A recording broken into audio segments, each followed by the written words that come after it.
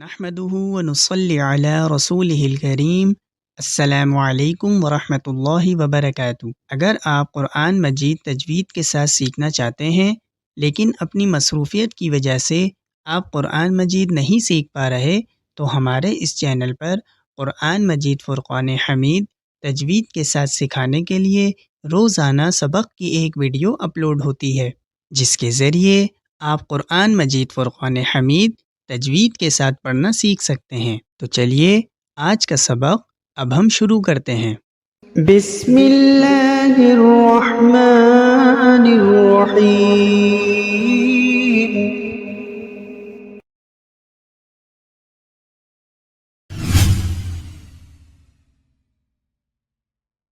سب سے پہلا لفظ دیکھیے، پہلا حرف جزم یعنی سکون میں سے ہے، دوسرا حرف حرکات میں سے ہے، تیسرا حرف وہ بھی حرکات میں سے ہے، اور چوتھا حرف تنوین میں سے ہے۔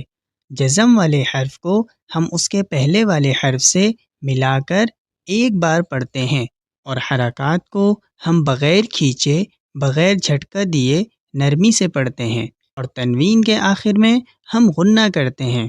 یہاں را کو دیکھیے، را کے اوپر زبر ہے، اگر را کے اوپر زبر یا پیش ہو تو را کو ہم موٹا یعنی منہ پر کر کے پڑھتے ہیں، اور اگر را کے نیچے زیر ہو تو را کو ہم باریک پڑھتے ہیں۔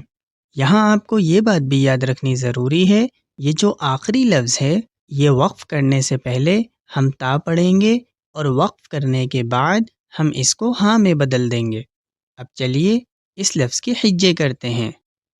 میم تا زبر مت، را زبر را، مت را، با زبر با، مت را با، تا دو زیر تن، مت را با تن، وقفن، مت را بہ۔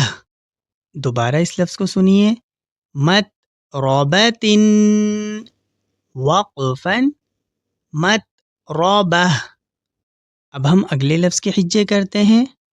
تا ضاد زبر تو، لام یا زیر لی، تغلی، لام دو زیر لن، تغلیل، وقفن، تغلیل۔ یہاں اس لفظ کو دیکھیے، یہ یا مدہ ہے۔ حروف مدہ تین ہیں، الف مدہ، واو مدہ، یا مدہ۔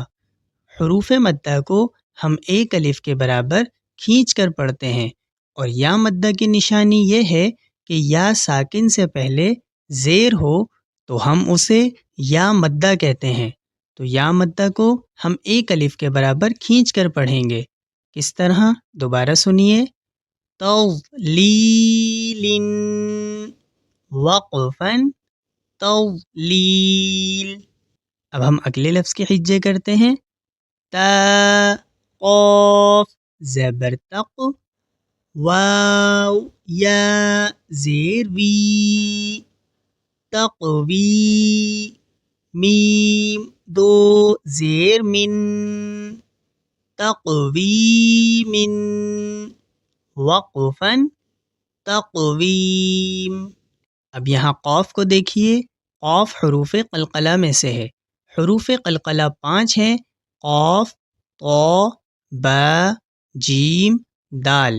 قرآن مجید میں جہاں کہیں یہ حروف وقف ہو کر آتے ہیں تو وہاں ہم قلقلہ کرتے ہیں۔ قلقلہ کسے کہتے ہیں؟ یعنی ہمارے منہ سے ان حروف کو ادا کرتے ہوئے ایکو ساؤنڈ کی آواز پیدا ہوگی۔ کس طرح؟ اس کو تق وی اس طرح نہیں پڑھنا، بلکہ قاف کے اوپر قلقلہ کرنا ہے۔ ہم قلقلہ کس طرح کریں گے؟ تق، تق، تقویم، وقفن، تقویم۔ اب یہاں یہ لفظ دیکھیے، یہ بھی یا مدہ ہے، تو یا مدہ کو ہم ایک الف کے برابر کھینچ کر پڑھیں گے۔ کس طرح؟ دوبارہ سنیے، تقویم، وقفن، تقویم۔ اب ہم اگلے لفظ کے حجے کرتے ہیں.